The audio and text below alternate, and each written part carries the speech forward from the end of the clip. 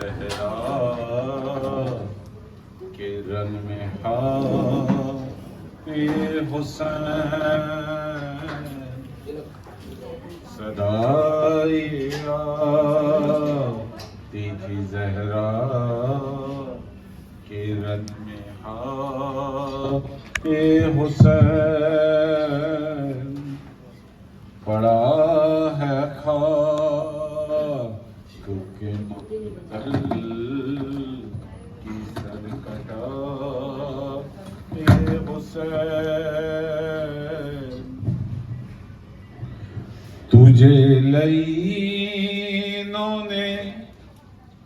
تجھے لعینوں نے پیاسا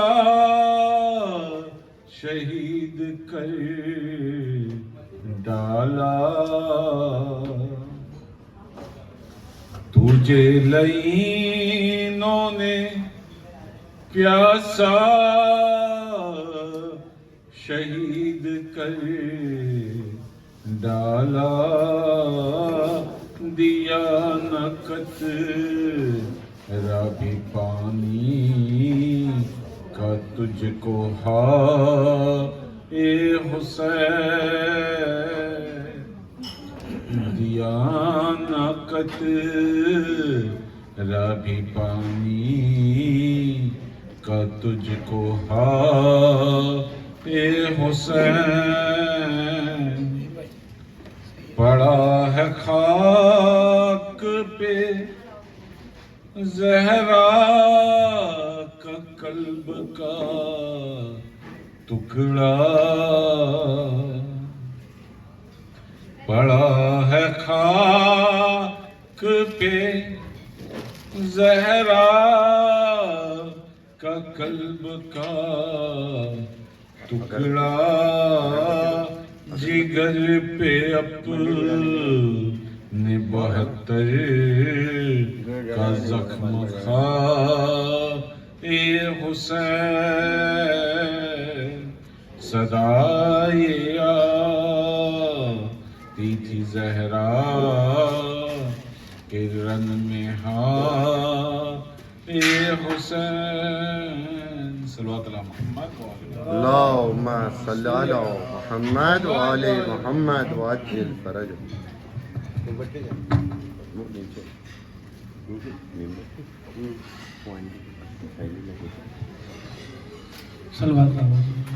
اللہم صلی علی محمد وآل محمد وعجل فرجهم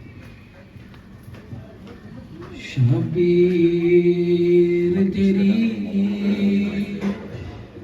غربت کی قسم میں لاش تیری دفنا دیتی شبیر تیری غربت کی قسم میں لاش تیری دفنا دیتی کوثر کے تجھے چھیٹے دیتی زمزم سے تجھے نہلا دیتی شبیر یہ دیس پر آیا ہے ورنہ میں تمہاری میت پر انبار لگاتی کلیوں کی پھولوں کی مہک برسا دیتی شبیر اذان اکبر تو نے بھی سنی میں نے بھی سنی ہوتا جو میرے بس میں بھیا لنگرا کو سنوا دیتی. اے بھائی تجھے معلوم تو ہے رسی میں بندھے ہیں ہاتھ میرے، ورنہ میں تمہاری میت پر چادر کا کفن پہنا دیتی. قاسم کا بدن اکبر کا جگر، عباس کے بازوان کا سر. اب کچھ بھی نہیں ہے جھولی میں، ہوتا تو تیرا صدقہ دیتی. جینا ہے تیرے وعدے کے لیے، گر حکم تیرا ہوتا نہ مجھے. اب تو نہ رہا اس دنیا میں، اس دنیا کو ٹھکرا دیتی. شبیر تیری غربت کی قسم، میں لاش تیری دفنا دیتی. کوثر کے تجھے چھینٹے دیتی، زمزم سے تجھے نہلا دیتی. اللهم صل على محمد وعلى محمد وعجل فرجهم.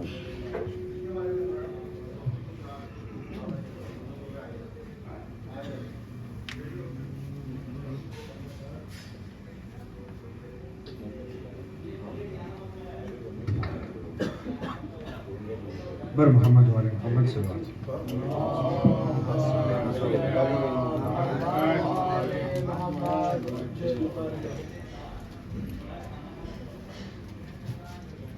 مجرے خلق میں ان آنکھوں نے کیا کیا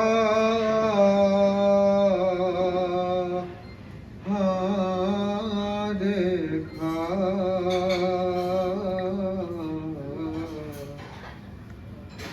مجرے خلق میں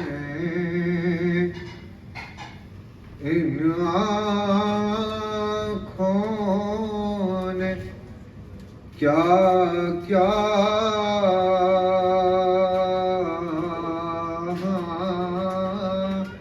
دیکھا.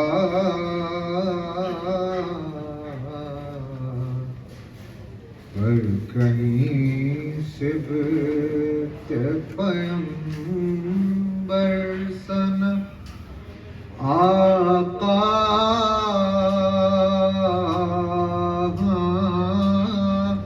دیکھا.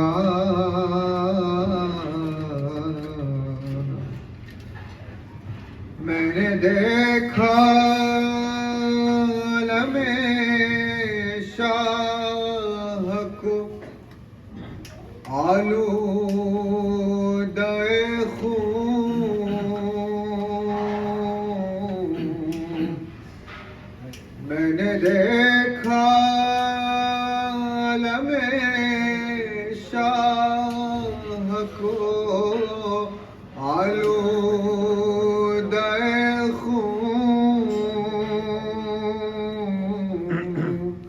میں نے عباس کو بے جان لب دریا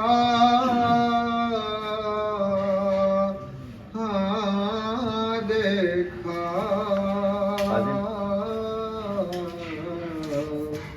مجرئی خلق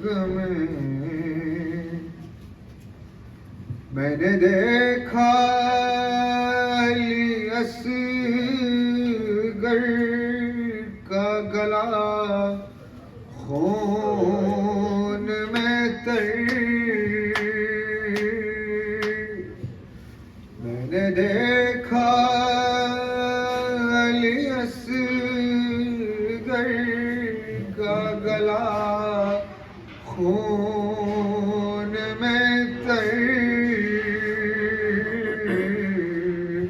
میں نے زخمی علی اکبر کا کلیجہ ہاں دیکھا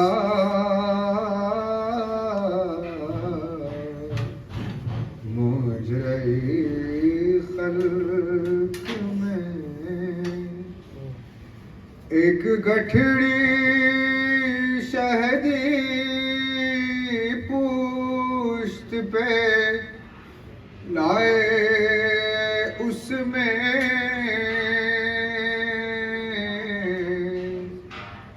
ایک گٹھڑی شہدی پشت پہ لائے اس میں نے ٹکڑے ہوئے قاسم کا سراپا ہاں دیکھا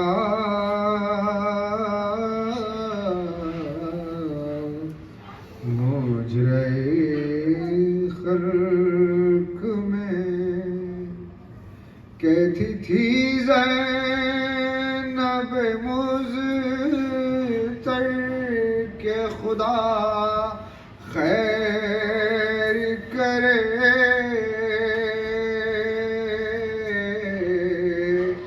رات کو خواب میں عریاں سر زہرا ہاں دیکھا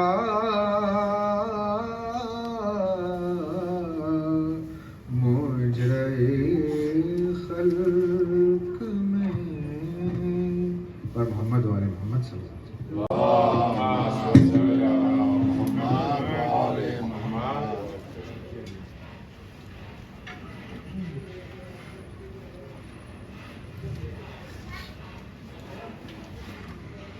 محمد وآل محمد بابا سے بلند صلوات.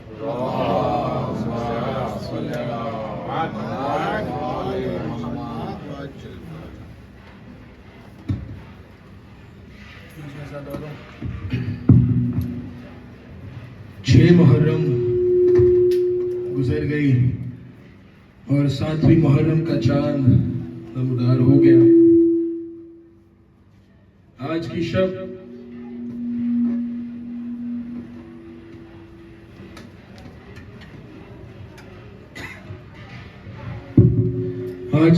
دنیا بھر میں اس شہید کا ذکر کیا جاتا ہے کہ جو زندگی میں ہی پامال ہو گیا تھا. آئیے بارگاہ مولا حسین میں ان کے بھتیجے قاسم ابن حسن کا پرسہ پیش کریں. محمد وآل محمد صلوات.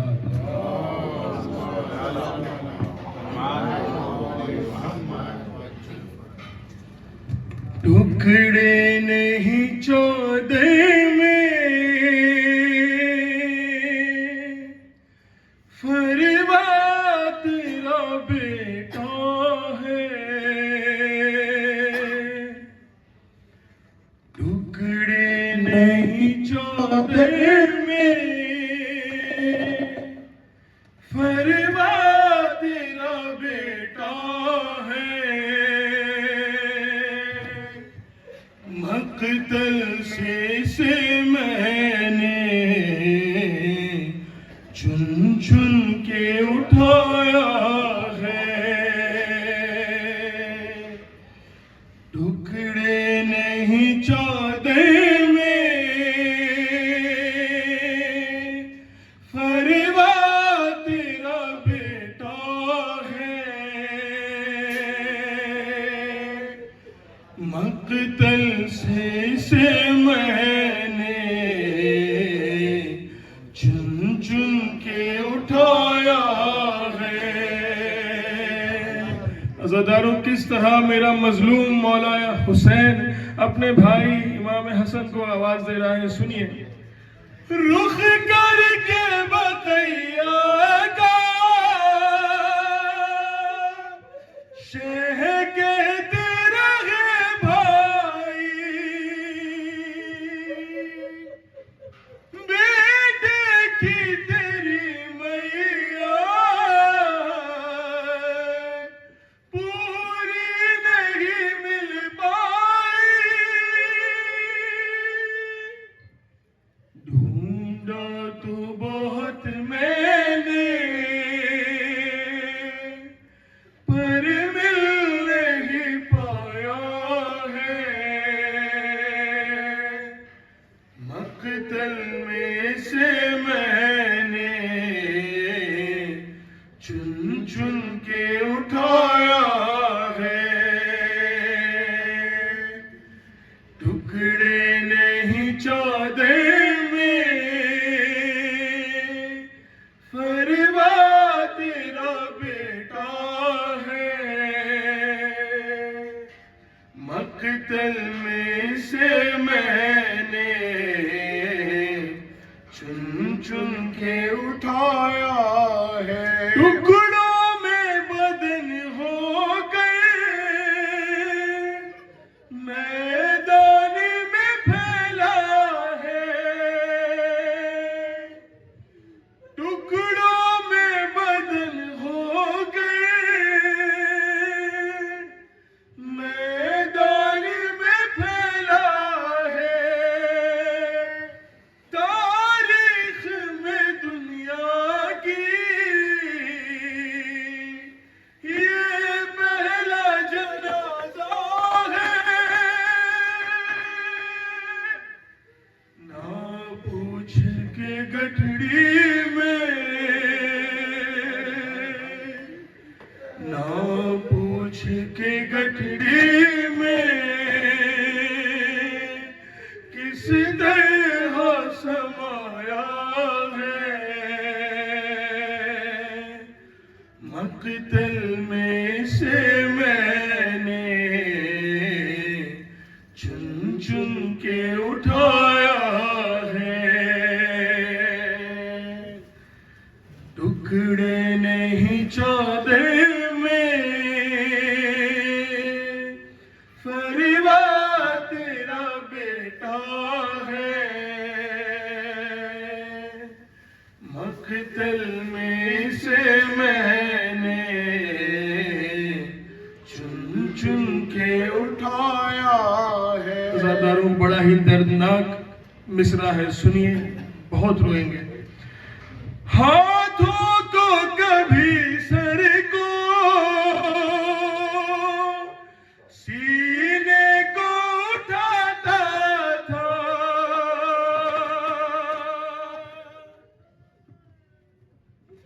ہاتھوں کو کبھی سر کو، سینے کو اٹھاتا تھا، اور باقی جنازے کو میں ڈھونڈتا جاتا تھا، اس نے مجھے غربت کا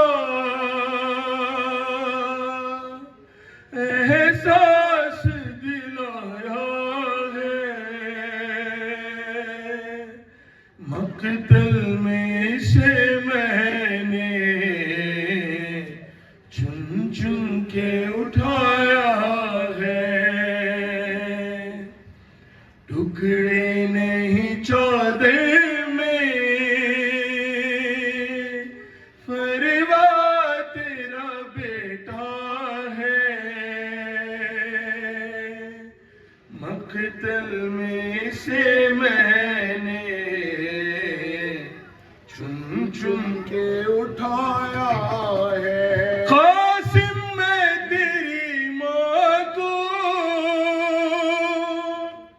کس طرح سے بتلاؤں، قاسم میں تیری ماں کو کس طرح سے بتلاؤں، یہی ہے تیرا بیٹا کیسے اسے سمجھاؤں، یہ سوچ کے آنکھوں سے خون شہن بہایا ہے،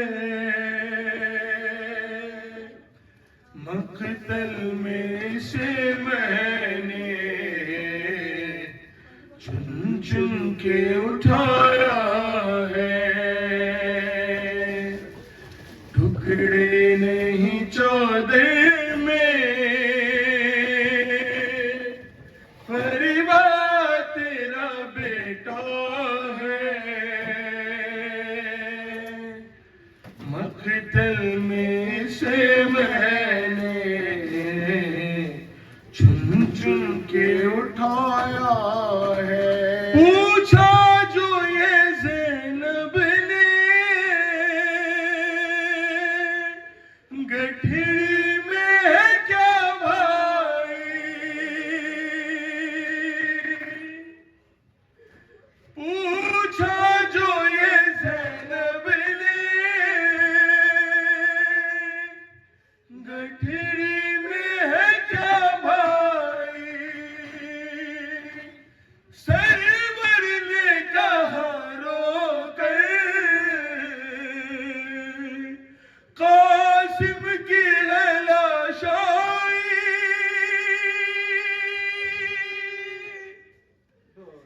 اس لاش کا ظالم نے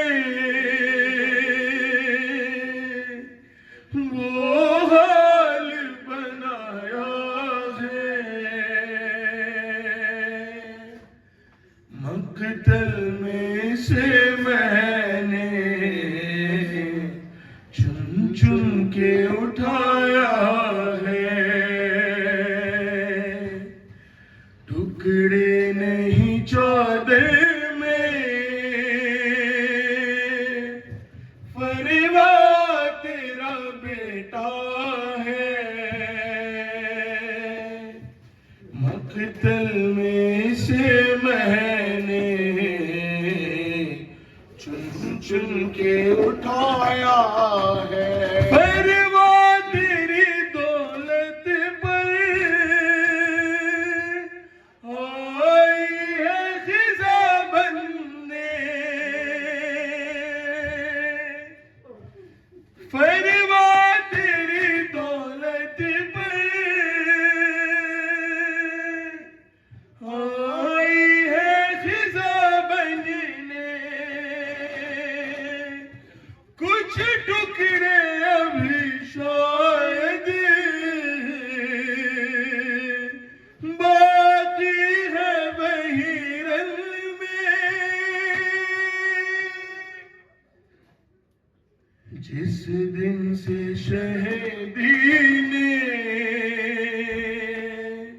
یہ ماں کو بتایا ہے، مقتل میں سے میں نے چن چن کے اٹھایا ہے، ٹکڑے نہیں چودے میں پریوار تیرا بیٹا ہے،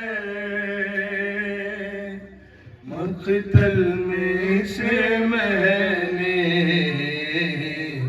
چن چن کے اٹھایا ہے جب کہتے تھے یہ سرور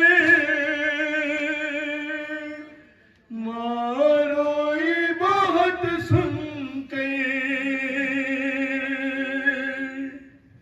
جب کہتے تھے یہ سرور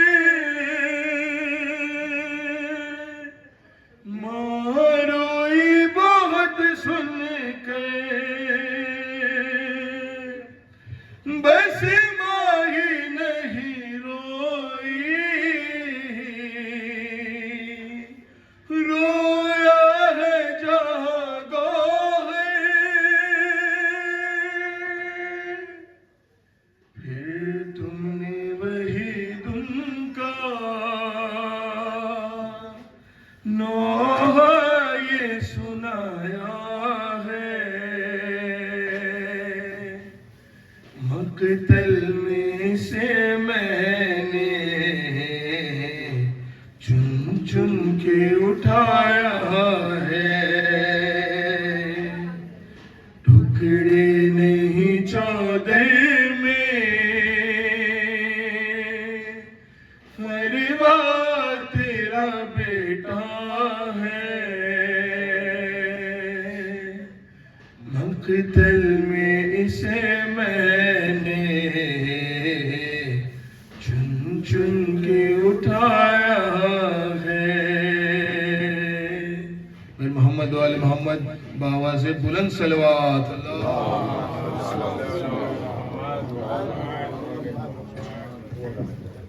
وہ والا آن کر یہ بند کر ہاں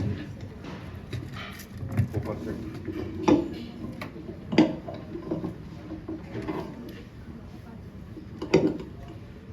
محمد وآل محمد صلوات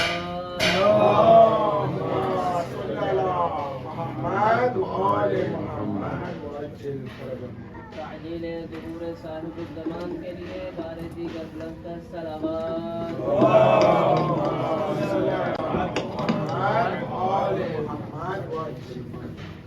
محمد وآل محمد آواز بلند صلوات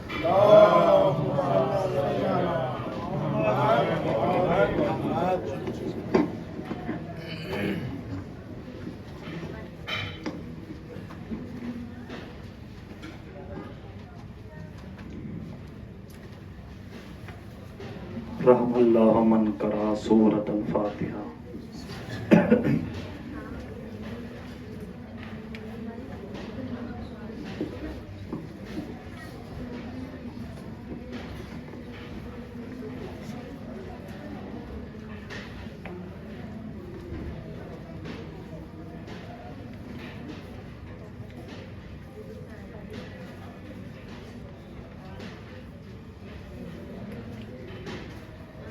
رب اشرح لی صدری ویسر لی امری واحلل عقدۃ من لسانی یفقہوا قولی اعوذ باللہ من الشیطان اللعین الرجیم بسم اللہ الرحمن الرحیم الحمد للہ الذی لا یبلغ مدحتہ القائلون ولا یحصی نعماءہ العادون ولا يؤدي حقه المجتهدون الذي لا يدركه بعد الهمم ولا يناله غوث الفتن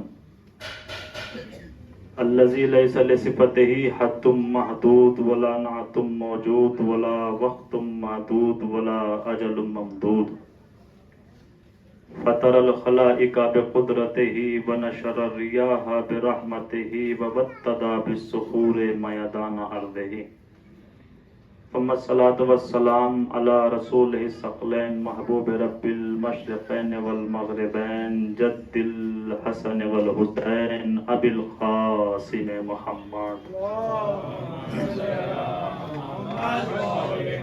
وعلى أهل بيته الطيبين الطاهرين المعصومين المظلومين ولعنة الله على أعدائهم أجمعين أما بعد فقد قال اللہ تعالی فی القرآن المجید بسم اللہ الرحمن الرحیم قل لا اسألکم علیہ اجرا الا المودۃ فی القربى صلوات ارشاد فرمائے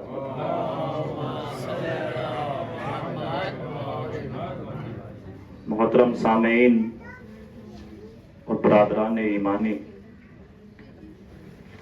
جس آیہ کریمہ کو آپ حضرات کے سامنے تلاوت کرنے کا شرف حاصل کیا ہے، اس آیت کے ذریعے سے کائنات کا خالق اور کائنات کا مالک اپنے محبوب سے خطاب فرما رہا ہے کہ اے میرے حبیب، اے میرے محبوب، یہ امت اگر آپ کو اجر رسالت ادا کرنا چاہے تو اے میرے حبیب ان سے کسی چیز کا مطالبہ نہ کرنا، بس ان سے محبت اہل بیت کا مطالبہ کرنا۔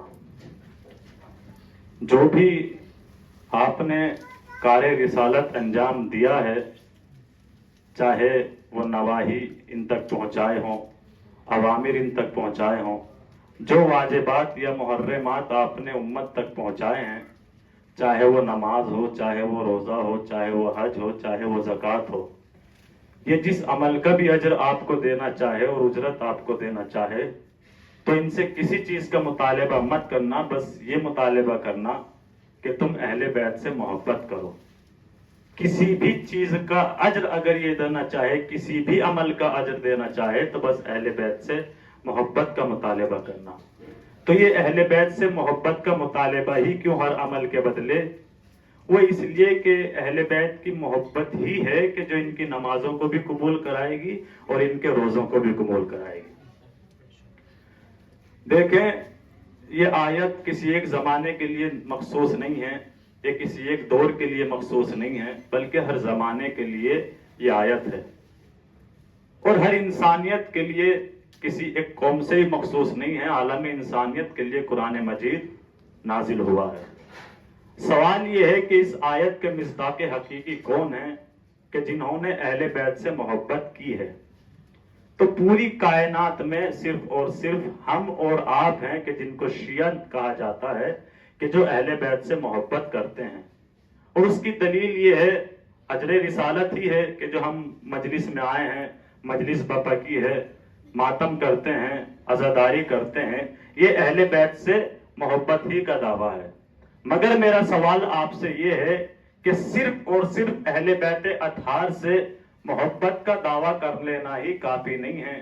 صرف یہ کہہ لینا کہ اہل بیت ہمارے ہیں، علی ہمارے ہیں، حسن ہمارے ہیں، حسین ہمارے ہیں، رسول ہمارے ہیں، صرف دعویٰ کرنا کافی نہیں ہے، بلکہ ہمارے اعمال ایسے ہونے چاہیے کہ ایک دن علی فخر سے کہے کہ ہاں یہ ہمارا شیعہ ہے۔ ایک صلوات پڑھے عظمت آل محمد پر۔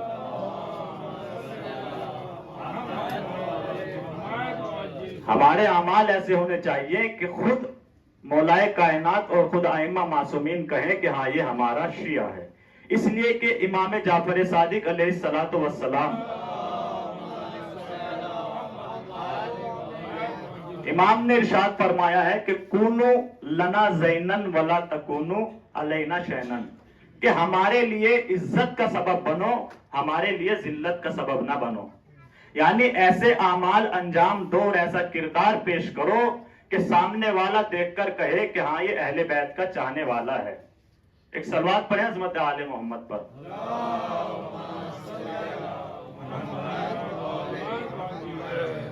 آپ میری طرف متوجہ رہیں انشاءاللہ۔ تو یہ کردار ہمیں کہاں سے ملتا ہے؟ یہ کردار ہم اچھا کردار بنائیں تو یہ صرف اور صرف امام حسین علیہ الصلوۃ والسلام کی مجلس سے ہمیں ملتا ہے۔ اس لیے کہ یہی وہ جگہ ہے کہ جہاں سے رزق معرفت بڑھتا ہے، جہاں سے انسان کے کردار کو سنوارا جاتا ہے، کہ جہاں پر آ کر انسان حر بن جاتا ہے۔ یہ مجلس امام حسین علیہ الصلوۃ والسلام ہے۔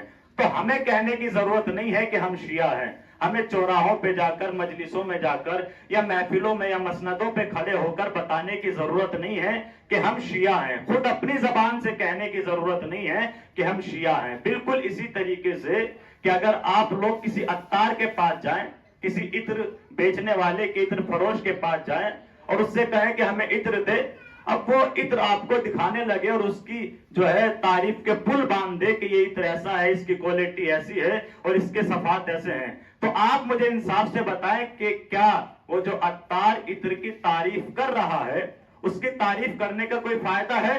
کہ بالکل نہیں۔ کیوں؟ اس لیے کہ عطر کی خوشبو خود بتا دیتی ہے کہ ہاں میں عطر ہوں۔ توجہ چاہتا ہوں، عطر کی خوشبو عطار بتائے کہ یہ عطر ہے، عطار اس کی تعریف کرو، تعریف کے پل باندھ دے، کوئی ضرورت نہیں ہے، اس لیے کہ عطر کی خوشبو بتا دیتی ہے کہ ہاں میں عطر ہوں۔ اسی طریقے سے ہمیں شور مچانے کی ضرورت نہیں ہے کہ ہم شیعہ ہیں، بلکہ ہمارے کردار میں ایسی خوشبو آنی چاہیے کہ اگر غیر مذہب والا بھی دیکھے تو فوراً کہے کہ ہاں یہ علی کے شیعہ ہیں۔ ایک صلوات پڑھیں عظمت آل محمد پر۔ تو یہ ہمیں مجلس امام حسین سے ملتا ہے، یہ درس حیات ہمیں مجلس امام حسین سے ملتا ہے۔ ہم مجلسوں میں آ کے نعرہ تو لگاتے ہیں لبیک یا حسین کا، ہم آوازیں بلند کر کے اور یک زبان ہو کے آوازیں بلند تو کرتے ہیں لبیک یا حسین کی، لیکن کبھی سوچا اس لبیک یا حسین کا مطلب کیا ہے؟ جب بھی لبیک یا حسین کا نعرہ لگاؤ، علماء نے بتایا کہ جب بھی لبیک یا حسین کا نعرہ لگاؤ یہ خیال کرتے ہوئے نعرہ لگاؤ کہ مولا لبیک یا حسین، اب تک تو جھوٹ بول رہے تھے مگر اب جھوٹ نہیں بولیں گے، اب تک تو حسد کر رہے تھے مگر اب حسد نہیں کریں گے، اب تک تو غیبتیں کر رہے تھے مگر اب غیبتیں نہیں کریں گے۔ یہ لبیک یا حسین کا مطلب ہونا چاہیے۔ اب مجلس امام حسین رنگ و روپ کے فاصلے کو ختم کر دیتی ہے، چھوٹے بڑے کے فاصلے کو ختم کر دیتی ہے، امیر اور غریب کے فاصلوں کو ختم کر دیتی ہے۔ کون؟ مجلس امام حسین۔ کسی کا لباس اگر بوسیدہ ہے تو اس کا لباس بوسیدہ سمجھ کر اس کو اپنے دور سے نہ بھگاؤ، اپنے پاس سے اس کو دور نہ بھگاؤ، یہ دیکھو کہ اس کے دل میں اہل بیت ہیں یا نہیں ہیں۔ ایک واقعہ پیش کرتا ہوں، ملاحظہ فرمائیے گا کہ رسول اکرم اپنے چند اصحاب کے ساتھ کہیں سے گزر رہے ہیں، دیکھا ہے کہ ایک چھوٹا سا بچہ ہے کہ جس کا لباس بوسیدہ ہے، خاک آلود ہے، چہرے پر خاک ہے اور لباس بھی پھٹا ہوا ہے۔ رسول اکرم اس کے پاس گئے اور اس کے پاس جانے کے بعد اس کو اپنے سینے سے لگایا اور اس کی پیشانی کے بوسہ لینا شروع کر دیے۔ صحابیوں نے پوچھا کہ یا رسول اللہ یہ بچہ کون ہے؟ کیا یہ کسی بڑے صحابی کا بیٹا ہے کہ آپ اس کو اتنا چوم رہے ہیں، سینے سے لگا رہے ہیں، آپ اس کے بوسے لے رہے ہیں، حالانکہ اس کے چہرے پر خاک ہے، یہ خاک آلود ہے اور اس کا لباس بھی بوسیدہ ہے، آپ اس کو سینے سے کیوں لگا رہے ہیں؟ کیا کسی بڑے صحابی کا بچہ ہے؟ تو رسول اللہ نے فرمایا یہ کسی بڑے صحابی کا بیٹا نہیں ہے۔ تو پھر رسول اللہ وجہ کیا ہے؟ تو رسول اللہ کہتے ہیں اصل میں یہ کوئی عام بچہ نہیں ہے، سنیے گا، یہ کوئی عام بچہ نہیں ہے، یہ بچہ وہ ہے کہ جب میرا حسین آگے آگے چلتا ہے تو یہ امام حسین کے پاؤں سے نکلنے والی خاک کو اپنے چہرے پہ مل لیتا ہے۔ یہ امام حسین کے پاؤں کے خاک جو ہے، امام حسین کے پاؤں سے جو خاک نکلتی ہے اس کو اپنے چہرے پہ مل لیتا ہے۔ تو رسول اللہ نے ایک پیغام دے دیا کہ دیکھو لباس دیکھ کر کسی کو اپنے پاس سے مت بھگا دینا، بس یہ دیکھنا کہ اس کے دل میں عشق حسین ہے یا نہیں ہے۔ تو یہ درس مجلسوں سے ملتا ہے، غریبی اور امیری کا بھی کوئی فرق یہاں نہیں رہ جاتا، اس لیے کہ روز کا مشاہدہ ہے، ہم اور آپ دیکھتے ہیں کہ جو سال بھر امیر کسی غریب کو منہ نہیں لگاتا، وہی مجلس کے بعد عزاخانے کے دروازے پر ہم دیکھتے ہیں کہ آج غریب کا ہاتھ یوں ہے اور امیر ہاتھ پھیلا یوں کھڑا ہوا ہے، تو کوئی فرق نہیں رہ جاتا۔ تو یہ ساری چیزیں ہمیں مجلس امام حسین سکھاتی ہے۔ دوسروں کی مدد کرنا مجلس امام حسین سے سیکھا جاتا ہے، کسی کی غربت کو دور کر دینا مجلس امام حسین سے سیکھا جاتا ہے، غربت کے احساس کو مٹا دینا، غربت کے احساس کو مٹا دینا۔ دیکھیں کسی کی غربت دور کرنا یہ کوئی کمال کی بات نہیں ہے، کوئی غلام ہے آپ نے اس کو آزاد کرا دیا، کوئی کمال کی بات نہیں، کوئی غریب ہے اس کی غربت دور کر دی، کوئی آیا مجھے ضرورت ہے 10,000 روپے کی، آپ نے اس کو 10,000 روپے دے دیے، آپ نے غربت دور کی ہے مگر احساس غربت دور نہیں کیا۔ میں کچھ عرض کرنا چاہتا ہوں، تو غربت دور کرنا کسی کی کمال نہیں ہے بلکہ احساس غربت کو دور کر دیا جائے۔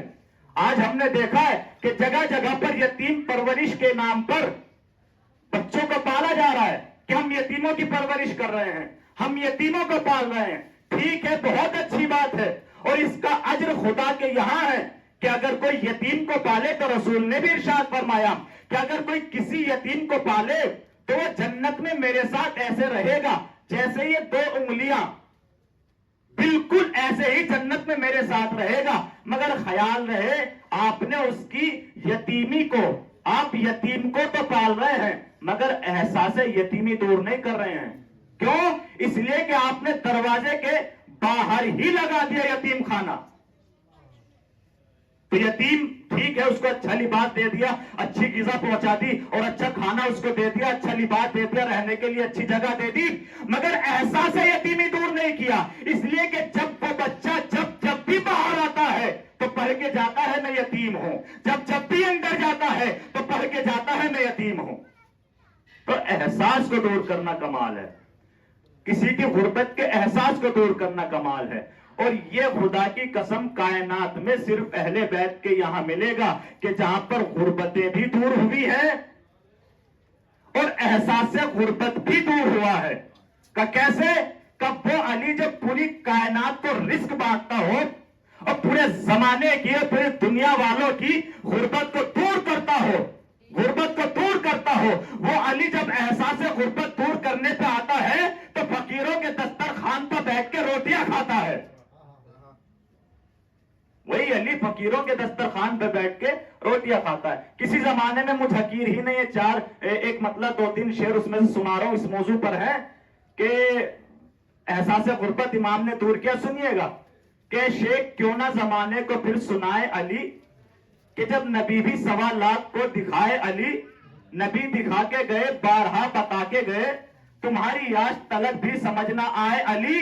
شعر سنے کہ مزاج یہ، سنے میرا مولا کیا ہے، مزاج یہ کہ سلیماں کو رزق دیتا ہے، مزاج یہ ہے، شان یہ کہ سلیماں کو رزق دیتا ہے، مزاج یہ کہ فقیروں کے ساتھ کھائے علی. تو یہ ہے میرا مولا کہ جو غربت کے ساتھ ساتھ احساس غربت کو بھی دور کرتا ہے. آپ کربلا میں آئے ہیں اور واقعاً یہ گولڈن چانس ہے ہمارے زندگی کے لیے، اس لیے کہ جو کربلا میں آتا ہے، روایات میں آیا ہے، وہ کربلا سے ایسے جاتا ہے جیسے کوئی نومولود بچہ ہو، یعنی اس کے دامن پر گناہ کا ایک بھی دھبا باقی نہیں رہ جاتا. تو جب کربلا سے واپس جائیں تو اپنی نئی زندگی کا آغاز کریں. ایک سلوات پڑھیں عظمت آل محمد پر، باواز بلند مل جل کر سلوات پڑھیں.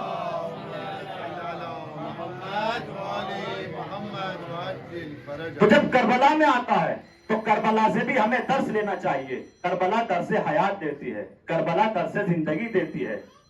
اگر رشتہ داری کو سمجھنا ہے تو کربلا میں آ جاؤ. بھائی بھائی سے محبت کیا ہوتی ہے، بہن کی بھائی سے محبت کیا ہوتی ہے، بھانجوں کی ماموں سے محبت کیا ہوتی ہے، بھتیجوں کی چچا سے محبت کیا ہوتی ہے، یہ ساری چیزیں ہمیں کربلا نے سکھائی ہے. اگر کوئی چاہتا ہے کہ بھائی کی محبت تو امام حسین اور مولا عباس کو دیکھے، بہن اور بھائی کی محبت تو جناب زینب اور امام حسین کی محبت کو دیکھیں اور ان کی محبتوں سے اور ان کی وفا سے درس لے کر کے یہاں سے جائے. ایک شاعر جناب آصف جلال بجنوری، شاید نام سنا ہوگا، انہوں نے ایک شعر کہا، یہ شعر اگر یاد رہ جائے تو انشاءاللہ زندگی بھر کام آئے گا. وہ کہتے ہیں کہ جب آپ کربلا میں جائیں تو جو جس عمر کا ہے وہ اس عمر کے کربلا میں صحابی سے یا شہید سے یا ناصر سے درس لے سکتا ہے. اگر کوئی 13 برس کا ہے تو جناب قاسم سے درس لے لے، 18 برس کا ہے تو جناب علی اکبر سے درس لے لے، اگر کوئی جوان ہے تو مولا عباس سے درس لے لے.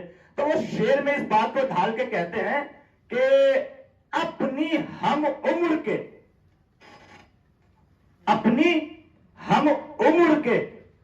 مقتول سے لو درس حیات. شعر سنے کہ اپنی ہم عمر کے مقتول سے لو درس حیات، نو کے نیزہ پہ ہر ایک عمر کا سر رکھا ہے. تو یہ کربلا ہے، کربلا ہمیں پاک بناتی ہے، کربلا ہمیں طاہر بنا کر یہاں سے بھیجتی ہے. میں نے اس دن روایت بیان کی تھی، بس 2 روایت آج اور بیان کرنا ہے. امام فرماتے ہیں کہ جب کوئی زائر کربلا میں آتا ہے تو اولاً تو وہ ایسے ہو جاتا ہے جیسے نومولود بچہ، اس کے دامن پر کسی گناہ کا کوئی دھبا نہیں رہ جاتا، بالکل کوڑے کاغذ کی طرح. کہتے ہیں کہ جب بھی کوئی ظاہر یہاں کربلا میں آتا ہے تو خالق کائنات وکل اللہ بقبر الحسین علیہ السلام، امام حسین علیہ السلام کی قبر پر پروردگار عالم 70,000 ملائکہ کو وکیل بنا کر رکھ دیتا ہے. کتنے؟ 70,000 ملائکہ. یعنی جتنے بھی ظاہر ہیں، ہر ظاہر کے لیے جو امام حسین کی قبر پہ آتا ہے، خالق کائنات نے ہر ظاہر کے لیے 70,000 ملائکہ وکیل بنا کر کے یہاں پر چھوڑ رکھے ہیں. ان کا کام کیا ہوتا ہے؟ ان کا کام یہ ہوتا ہے یصلونا، وہ نماز پڑھتے ہیں. 70,000 فرشتے کیا کرتے ہیں؟ مسلسل نماز پڑھتے ہیں. اور ان کی اور ہماری نمازوں میں فرق ہے. فرق یہ ہے کہ خود روایت نے بتایا کہ ہماری 1,000 رکعت اور ان کی 1 رکعت نماز برابر ہے. ہر ظاہر کے لیے 70,000 ملائکہ قبر حسین پر موجود ہے. ان کا کام کیا ہے؟ مسلسل نمازیں پڑھ رہے ہیں 24 گھنٹہ. بیچ میں کوئی گیپ نہیں ہے، اس لیے کہ ملائکہ ہیں، ان کو تھکن کا احساس نہیں ہوتا. ان کو اللہ نے نور سے بنایا ہے. مسلسل نمازیں پڑھ رہے ہیں. 1 رکعت ان کی، ہماری 1,000 رکعت. کا پھر کہ جو ظاہر امام حسین کا یہاں پہ آتا ہے، وہ مسلسل فرشتے نماز پڑھ رہے ہیں. جب زیارت کر کے یہاں سے ظاہر لوٹتا ہے تو فرشتے اس کے پیچھے پیچھے آ کر کہتے ہیں کہ چونکہ حسین کی بارگاہ میں آئے ہو تو خالی ہاتھ نہیں جاؤ گے. کب پھر کہ یہ جو ہم نے، اب سنیے، چاہے ظاہر یہاں جتنے دن رہے، چاہے 10 دن رہے، چاہے 15 دن رہے، بشرطے کہ وہ کربلا میں موجود ہو، چاہے سو رہا ہو چاہے جاگ رہا ہو، ٹھیک ہے. تو جب ظاہر یہاں سے جانے لگتا ہے تو فرشتے پیچھے پیچھے آ کر کہتے ہیں کہ ہم نے اتنے دن جو نمازیں پڑھی ہیں یہ تمہارے اعمال میں پیش کر دی ہیں. کیا 70,000 ملائکہ، ان کی ہماری 1,000 رکعت، ان کی 1 رکعت برابر ہے، اور مسلسل نمازیں پڑھ رہے ہیں. تو اتنا ثواب، سنیے گا، ایک پیغام دینا چاہتا ہوں، اتنا ثواب انہوں نے کس کی خدمت میں؟ ظاہر امام حسین کی خدمت میں پیش کیا. اور ایک روایت اور سنا کر پھر جملہ سنیے گا. ایک روایت اور سنا رہا ہوں. امام جعفر صادق علیہ السلام نے ارشاد فرمایا، ظاہر کو سمجھنا، پھر یہاں سے اپنی ذمہ داریاں سمجھ کر ہندوستان جہاں سے آپ آئے ہیں وہاں جائیے گا. امام فرماتے ہیں کہ ظاہر الحسین یشفع یوم القیامہ، امام حسین کا ظاہر قیامت کے دن شفاعت کرے گا. توجہ چاہتا ہوں، امام ظاہر الحسین یشفع یوم القیامہ، امام حسین کا ظاہر قیامت کے دن شفاعت کرے گا. مئتا رجل، کم سے کم 100 آدمیوں کی. ایک ظاہر امام کا 100 آدمیوں کی شفاعت کرے گا. وہ 100 آدمی کون ہوں گے؟ اب یہ روایت بڑی عجیب ہے. وہ 100 آدمی کون ہوں گے؟ وقت بجبت لہم النار لہم الجنہ، وہ 100 لہم النار، وہ 100 آدمی وہ ہوں گے کہ جن کے اوپر جہنم واجب ہو گیا ہوگا. کیا کہہ رہے ہیں امام؟ کہ ہر ظاہر امام حسین تقریباً 100 آدمیوں کی شفاعت کرے گا.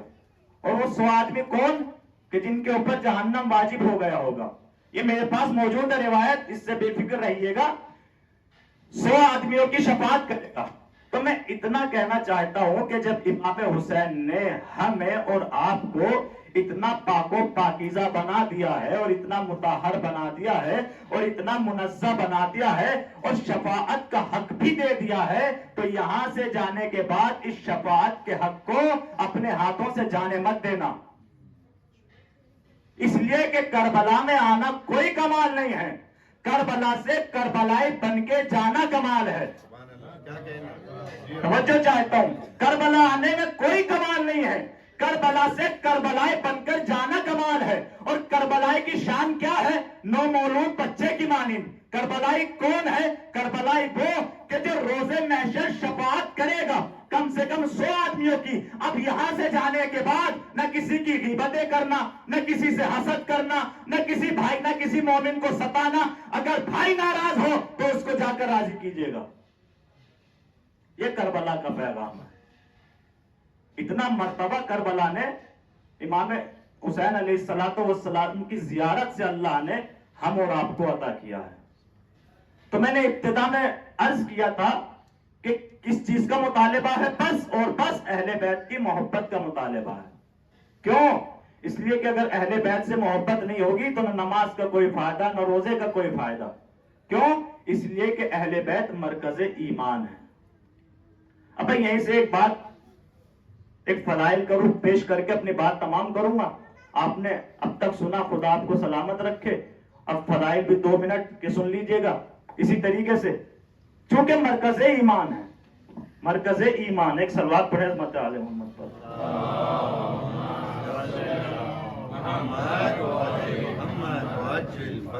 نعرہ حیدری.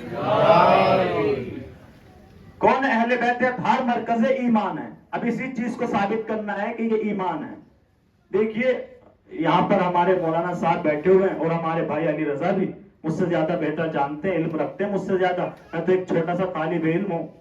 علامہ شیخ مظفر نے ایک کتاب لکھی منطق مظفر کے نام سے. وہ اس کتاب میں لکھتے ہیں کہ ہر چیز کے دنیا میں جتنی بھی چیزیں ہیں، ہر چیز کے کم سے کم 4 وجود ہوتے ہیں. اہل بیت ایمان ہے، سنیے گا. کتنے؟ ہر چیز کے 4 وجود ہیں. چاہے وہ جاندار شے ہو یا غیر جاندار چیز ہو، اس کے اندر جان ہو یا جان نہ ہو، کچھ بھی ہو، ہر چیز کے 4 وجود ہیں. انہوں نے ثابت بھی کیا ہے کہ ہر چیز کے 4 وجود ہیں. کہ کیسے؟ کہ جو مائک ہے، مائک اس کے بھی 4 وجود ہے. یہ ممبر ہے، اس کے بھی 4 وجود ہے. یہ امامہ، اس کے بھی 4 وجود. ہمارے اور آپ کے بھی 4 وجود ہے. کہ کیسے؟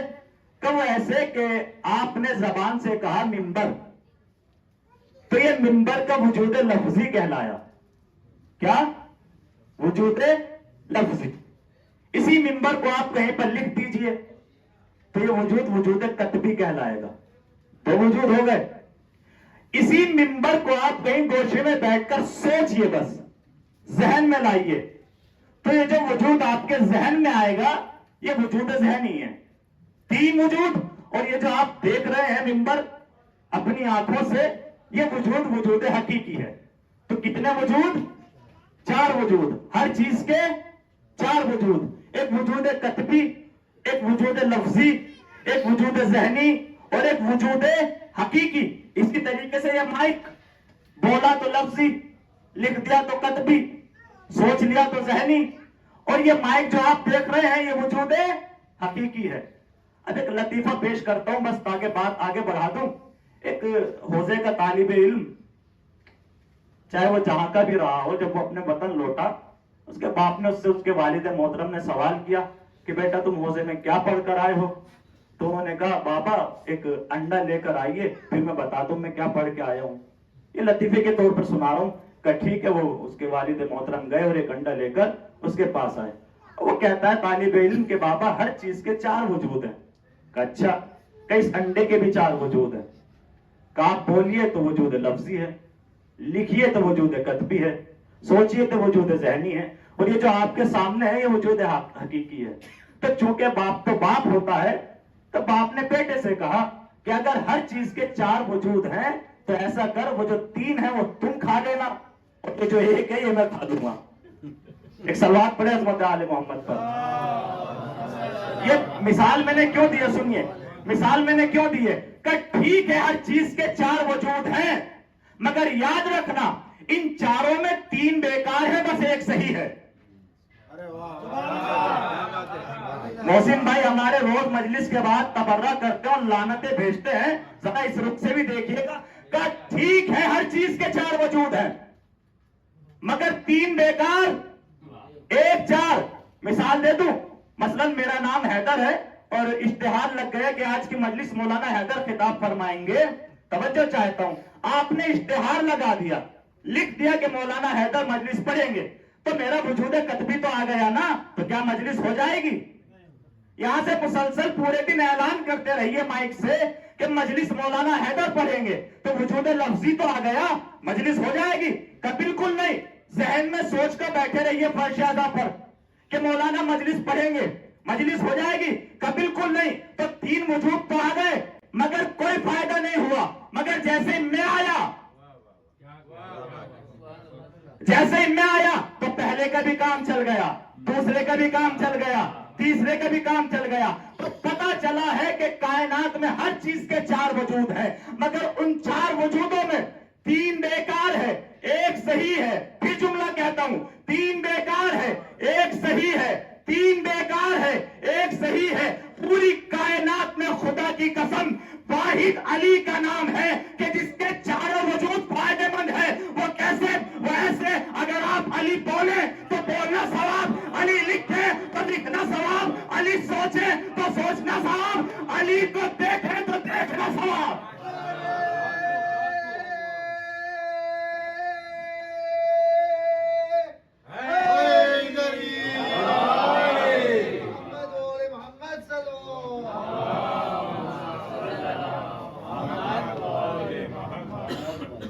علی سوچے تو سوچنا ثواب, علی بولے تو بولنا ثواب, علی لکھے تو لکھنا ثواب. اور اگر علی کو دیکھے تو جو میں نے بات عرض کی نا, ہر چیز کے 4 وجود ہوتے ہیں. اب آپ سے سوال کروں گا, ہر چیز کے جب 4 وجود ہیں تو بتاؤ دین کے 4 وجود کہاں ہیں؟ متوجہ, ایمان کے 4 وجود کہاں ہیں؟ کعبے کے 4 وجود کہاں ہیں؟ توجہ چاہتا ہوں پورے مجمع کی. دین کے 4 وجود کہاں ہیں؟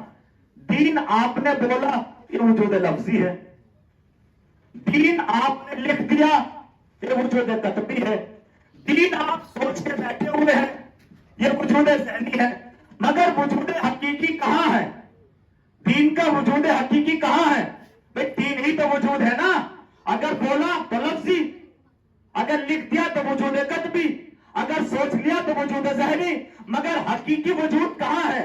اگر حقیقی وجود جاننا ہے تو اجمیر چلتے ہیں. وہاں پر خواجہ نے ایک دن بیٹھ کے کہا تھا کہ شاہ اشت حسین, بادشاہ اشت حسین, دین اشت حسین, دی پناہ اشت حسین. تو دین کا حقیقی وجود حسین ہے. اچھا, کعبے کے 4 وجود کہاں ہیں؟ چاروں کے چاروں. حقیقی وجود کہاں ہے؟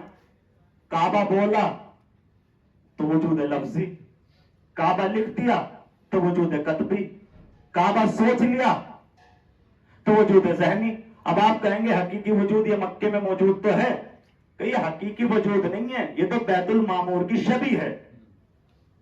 تو پھر حقیقی وجود کہاں ہے؟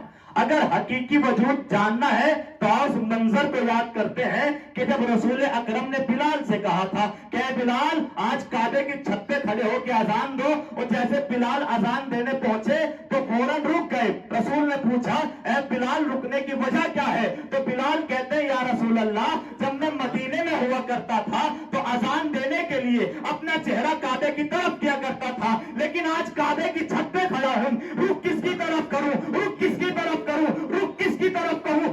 تو رسول نے کہا اگر کعبے ہی کی طرف رک کر کے اذان دینی ہے تو ایسا کرو, علی کو دیکھتے جاؤ, اذان دیتے جاؤ. سبحان اللہ, کیا کہنے, علی روح کعبہ ہے. اس بس آخری بات تمام کرتا ہوں. اسی طریقے سے ایمان کے 4 وجود, یہ تو بات ثابت کرنی تھی. ایمان کے 4 وجود. ایمان آپ نے اپنی زبان سے یہ لفظ ادا کیا, وجود لفظی ہے. اب تو آپ خود مجھ سے آگے آگے بولیے, زبان سے ادا کیا تو وجود لفظی ہے, لکھ دیا تو وجود قطبی ہے, اور اگر سوچ لیا تو وجود ذہنی ہے. مگر وجود حقیقی کہاں ہے؟ ایمان کا وجود حقیقی کہاں ہے؟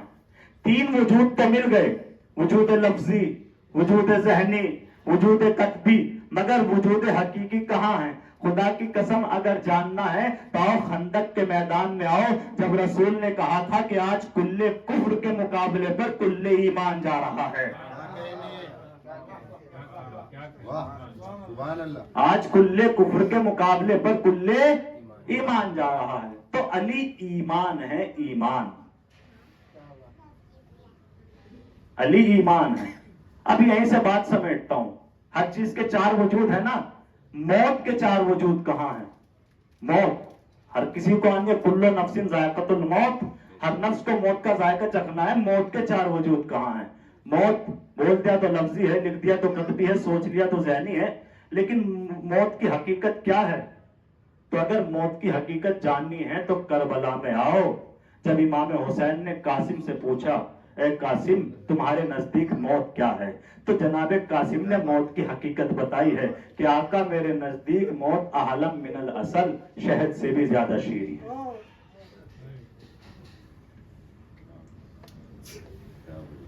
جناب قاسم نے بتایا ہے کہ موت کیا ہے, موت کی کیفیت کیا ہے, جناب قاسم نے بتایا ہے. یہ جو محرم آتا ہے اور عاشور قریب ہو جاتا ہے تو ہمارے بزرگان جو ہیں بیٹھے ہوئے ہیں, ہمیں ایک درس دیتے ہیں اور ہمیں ایک بات سمجھاتے ہیں کہ بیٹا عاشور آ گیا ہے, اپنے گریبان کو چاک کر لو. آپ جانتے ہیں گریبان چاک کرنے کا عمل کہاں سے آیا ہے؟ یہ جناب قاسم سے ہمیں ملا ہے, اس لیے کہ جناب قاسم کا گریبان چاک کیا گیا تھا. 2 مرتبہ, 1 مرتبہ نہیں 2 مرتبہ جناب قاسم کے گریبان کو چاک کیا گیا, اور دونوں مرتبہ کی وجہیں الگ الگ ہیں. پہلی مرتبہ کب سنیں گے؟ جب امام حسن علیہ السلام کو زہر دیا گیا, اور زہر اتنا شدید تھا, علماء نے بتایا کہ زہر اتنا شدید تھا کہ خدا کی قسم اگر اس زہر کا ایک قطرہ کسی تالاب میں ڈال دیا جائے تو تالاب کی ساری مچھلیاں دم توڑ دیں. اتنا شدید زہر جب امام حسن کو دیا اور زہر اپنا اثر دکھانے لگا تو امام حسن نے جناب ام فروہ کو بلایا, اور بلانے کے بعد کہا کہ میرے سامنے تشت لا کے رکھ دو. تشت لا, سنتے رہیے گا, مجھے ایک منزل تک لانا ہے, آپ اسی طریقے سے سنتے رہیے گا. تشت لا کے رکھا گیا, سینے کے ٹکڑے گر گر کر تشت میں آنے لگے. اب جناب امام حسن نے اپنے لال بیٹے جناب قاسم کو بلوایا, کیا ام فروہ میرے لال قاسم کو بلا کے لاؤ. 1 یا 1.5 سال کی عمر اس وقت مقتل نے لکھی ہے کہ جناب قاسم کی ہے, کہ جب جناب قاسم کو بلوا کے لایا گیا, امام حسن نے جناب قاسم سے کہا بیٹا جاؤ میری بہنوں کو خبر کر دو, میرے بھائی کو خبر کر دو. سنیے گا چاک گریبانی کہ میرے بھائیوں کو خبر کر دو. جناب قاسم چلے ہیں امام حسن کی بہن اور بھائیوں کو بتانے کے لیے, مگر جناب امام حسن نے قاسم کو روک لیا کہ قاسم ذرا قریب آؤ, اس لیے کہ امام جانتے تھے کہ 1.5 برس کا بچہ اپنی زبان سے کیا ہی کہے گا, کیوں نہ اس کی شکل ایسی بنا دی جائے کہ دیکھ کر میری بہن اور بھائی فوراً سمجھ جائیں. اس لیے کہ عرب کا دستور تھا کہ اگر کسی کا چاک گریبان ہوتا تھا تو عرب والے سمجھ جایا کرتے تھے کہ یا تو یہ بچہ یتیم ہو گیا ہے یا یتیم ہونے والا ہے. سنیے گا, جناب امام حسن نے جناب قاسم کا گریبان کو چاک کر دیا.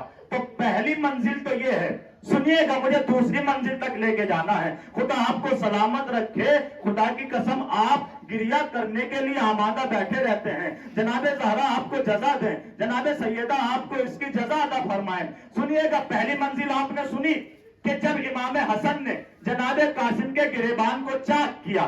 اب سنیے دوسری منزل. تاریخ نے لکھا کہ شب عاشور ہے, اور شب عاشور میں امام حسین علیہ السلام نے اپنے تمام اصحاب کو اور بنی ہاشم کے جوانوں کو اپنے قریب بلایا, اور بلانے کے بعد مقتل کی طرف لے جانے لگے تو امام حسین نے قاسم سے کہا کہ بیٹا قاسم آپ اپنے خیمے میں چلے جاؤ. جناب قاسم کو اپنے خیمے میں بھیج کر امام حسین چلے ہیں اصحاب کو لے کر مقتل میں, اور جانے کے بعد سارے کے سارے اصحاب سے کہا اے حبیب یہ مقام شہادت تمہارا ہے, اے عباس یہ شہادت کا مقام تمہارا ہے, اے حبیب یہاں پر تم شہید کیے جاؤ گے, اے اکبر یہاں تمہارے سینے میں برچھی کی آنی لگ جائے گی. اب سنیے گا, جب سب کچھ بتا کے آ گئے, سنیے جب سب کچھ بتا کے آ گئے, سب کو سب کا مقام دکھا کے آ گئے, اور سارے صحابہ آ کر کے بات کرنے لگے کہ میرا مقام شہادت وہ ہے, میرا مقام شہادت وہ ہے, تو جناب قاسم نے اس آواز کو سن لیا. اس آواز کو جیسے سنا دوڑے دوڑے اماں کے پاس گئے اور جناب فروہ سے جا کر کہا کہ اے اماں جان مجھے ایسا لگتا ہے کہ میرے چچا جان مجھے اپنا نہیں سمجھتے. سنیے گا جملے سنیے گا. ایسا لگتا ہے, سنتے جائیے, منزل تک لے کے آنا ہے. اس زحمت کے لیے میں آپ سے معافی چاہتا ہوں. ایسا لگتا ہے کہ چچا جان مجھے اپنا نہیں سمجھتے. جناب فروا نے کہا بیٹا ایسی بات نہ کرو, وہ وقت کے امام ہے. جناب قاسم کہتے ہیں اماں جان چچا جان سب کو سب کی شہادت کا مقام دکھا کر آئے ہیں, مگر مجھے کہا خیمے میں چلے جاؤ. کیا اماں میں شہید نہیں ہوں گا؟ جناب فرون نے کہا بیٹا تم شہید ضرور ہوگے. سنیے گا روایت سنیے گا. بات آگے بڑھی. عاشور کی شب گزر گئی, روز عاشور آیا. اب روز عاشور کا آنا تھا, اصحاب شہید ہو گئے, انصار شہید ہو گئے, اب بنی ہاشم کے کچھ جوان بھی شہید ہو گئے. اسی دوران جناب قاسم امام حسین کے خیمے کا چکر لگا رہے ہیں. بار بار حسین کے پاس جاتے ہیں کہ کسی طرح بس جنگ کی اجازت مل جائے, کسی طرح میدان میں جانے کی اجازت مل جائے. ایک مرتبہ جناب قاسم جب امام حسین کے پاس پہنچے تو دو زانو ہو کر خاموشی سے بیٹھ گئے. امام حسین نے جناب قاسم کو دیکھا اور دیکھنے کے بعد کہا بیٹا بتاؤ کیا بات ہے؟ جناب قاسم نے کہا برہم جان مجھے بھی جنگ کی اجازت دیں. اب اتنا کہنا تھا کہ جنگ کی اجازت دیں, فوراً امام حسین نے اپنے سینے سے لگا لیا اور ایک جملہ کہا بیٹا قاسم تمہیں کیسے جانے کی اجازت دے دوں, تم تو میرے بھیا حسن کی نشانی ہو. جزاک اللہ, خدا سلامت رکھے, تم تو میرے بھیا حسن کی نشانی ہو. دیکھیے جب کوئی 13-14 برس کا بچہ یا 10 سال کا بچہ غمگین ہوتا ہے, جب وہ کسی بات سے پشیمان ہو جاتا ہے اور مضطرب ہو جاتا ہے تو اس کی کیفیت یہ ہوتی ہے کہ وہ اپنے سر کو اپنے گھٹنوں پہ رکھ کر سو جاتا ہے. سنیے گا روایت نے اور ارباب مقاتل نے بالکل یہی لفظیں لکھی ہے کہ جب اجازت نہ ملی تو جناب قاسم نے اپنا سر اپنے گھٹنوں پہ رکھا اور ایک جگہ جا کے بیٹھ گئے. اتنی دیر میں جناب قاسم کی آنکھ لگ گئی.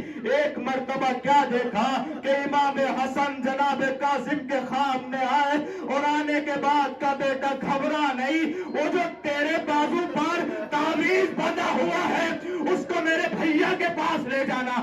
آنکھ کھلی, امام حسین کے پاس جناب قاسم دوڑے دوڑے آئے. اب جیسے دوڑے دوڑے آئے کہ بات کیا ہے, کہ چچا جان میرے بابا نے یہ تعویذ باندھا تھا, یہ خط موجود ہے. اے چچا جان اب تو مرنے سے نہیں روکیں گے نا, اب تو اجازت دے دیں گے نا. اب جیسے حسین نے خط کو دیکھا, اپنی دونوں آنکھوں سے لگایا اور خط کا بوسہ لیا اور ایک جملہ کہا اے میرے بھیا حسن تمہارا شکریہ کہ تم نے مصیبت میں مجھے. خدا سلامت رکھے, خدا آپ کو کوئی غم نہ دینا سوائے غم سید الشہداء کے. بہرحال اجازت ملی. اب سنیں گے, بہت اطمینان سے یہ روایت پڑھ رہا ہوں, سنیے گا. اجازت ملی کہ عباس جاؤ قاسم کو تیار کرا لاؤ, قاسم کو جنگ کا لباس پہناؤ. جناب عباس گئے اور بار بار لباس بدل رہے ہیں, یہ زیرہ اٹھاتے ہیں رکھ دیتے ہیں, یہ زیرہ اٹھاتے ہیں رکھ دیتے ہیں.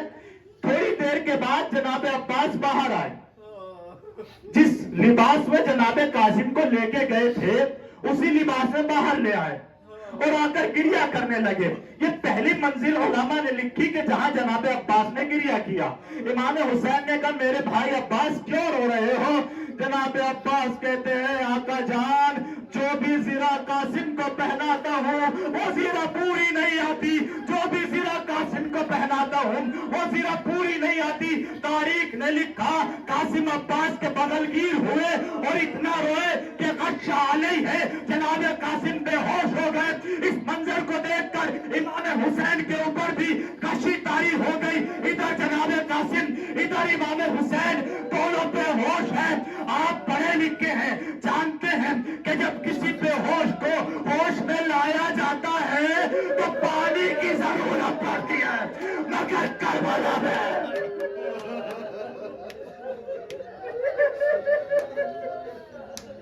ادھر زینب نے اپنے آنسوؤں سے حسین کو ہوش میں لائی, ادھر جناب عباس نے قاسم کو اپنے آنسوؤں سے جناب قاسم کو ہوش میں لائے. بس اب مختصر کر رہا ہوں, یہاں تک کے لیے آپ نے سنا, آپ کا شکریہ. اب تصور کیجئے گا اس منظر کو.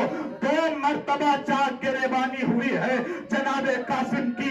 جناب जनाब कासिम को सवार कराया गया तो हालत ये है कि पांव रकाब तक नहीं पहुंचते, जनाब कासिम के पांव रकाब तक नहीं पहुंचते। तैयार करा के भेजा गया तो इमाम हुसैन ने कहा, ए कासिम जरा एक लम्हे के लिए ठहरो। जनाब कासिम रुके। तारीख ने लिखा बहुत सारे इख्तिलाफात है, मगर उलमा ने बताया कि जनाब कासिम का चेहरा मौलाए कायनात से मिलता था। जनाब कासिम मौलाए कायनात की शबीह थी। तो जो चेहरे पर, जो सर पर अम्मामा जनाब कासिम के था, इमाम हुसैन ने अम्मामे को इस तरीके से बांधा कि एक हिस्सा अम्मामे का पेशानी पे बांधा, दूसरा कासिम के रुखसार पे बांधा। वो इसलिए ताकि मलऊन पहचान न ले कि मेरे बाबा की शबीह है। अगर पहचान लेंगे तो वही दुश्मन है। सुनना आजादारो। फिर जनाब कासिम चले, फिर रोका, कहा चचा जान बात क्या है? कहा कासिम करीब आओ। अब जैसे कासिम करीब आए तो कासिम के गिरेबान को इमाम हुसैन ने चाक किया।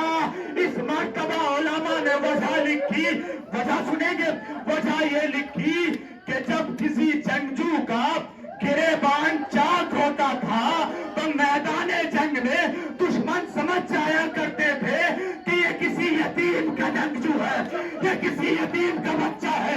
यतीम समझकर हमला शिद्दत से नहीं करते थे, मगर हाय रे पेशानी पे रुखसारों पर अम्मामा भी इसलिए बांधा था ताकि हमले में कमी हो, गिरेबान भी इसलिए चाक किया था ताकि शिद्दत से हमला न हो।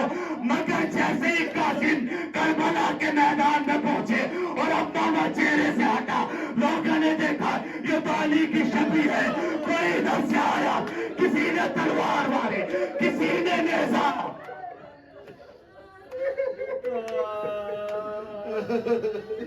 जनाबे कासिम जमीन पर गिरे। दो हमले जनाबे कासिम का बड़े अजीब हुए। सुनेंगे दो हमले, और दोनों हमलों पर अलग अलग आवाजें बुलंद की। पहला हमला एक मलाउन ने एक भाला हुसैन की पसलियों में मारा, जनाब कासिम की पसलियों में मारा, और एक आवाज बुलंद की, अम्मा जान तुम्हारा कासिम। सुनिए दूसरा हमला, जब जनाब कासिम संभल रहे थे तो किसी मलाउन ने पूरी ताकत से गुर्ज घुमाकर कासिम की पुष्ट पे मारा। हाय सुनिएगा सरदारों, कासिम की पुष्ट पे मारा, मगर अब कासिम ने अम्मा को याद नहीं किया। आवाज बुलंद की, ए चाचा तुम्हारा कासिम। खुदा सलामत रखे इन बुलंद आवाजों पर रहमत नाज़िल फरमा। खुदा कोई गम न देना। अब जैसे ही आवाज बुलंद की, ए चचा अब्बास मदद के लिए आइए, ए चचा अब्बास। किसी मलाउन ने उसी दौरान हुक्म दिया कि कासिम के लाशे को पामाल कर दिया जाए। तारीख ने लिखा कि 13,000 गोले इधर से उधर, उधर से इधर। एक आलिम दीन ईरान में मजलिस पढ़ने के लिए जब मिंबर पर बैठे जनाब कासिम की शहादत बयान करने के लिए, तो उन्होंने क्या किया कि गुलाब के फूलों की पत्तियां अलग अलग करके अपनी हवा में छुपा के मिंबर पर ले गए। और जब जनाब कासिम के इस मंजर को बयान करना चाहा तो जबान से कुछ नहीं कहा। उस आलिम दीन ने उन फूलों की पत्तियों को मजमे की तरफ फेंका और एक जुमला कहा, करबला में कासिम का लाशा ऐसे ही बिखर गया।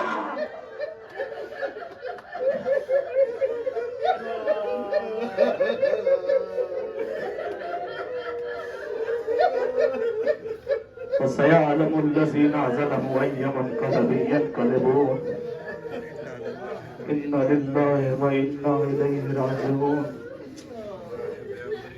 बिज़न्बिका ज़ाइहि व तस्लीमुन लिअमरिही।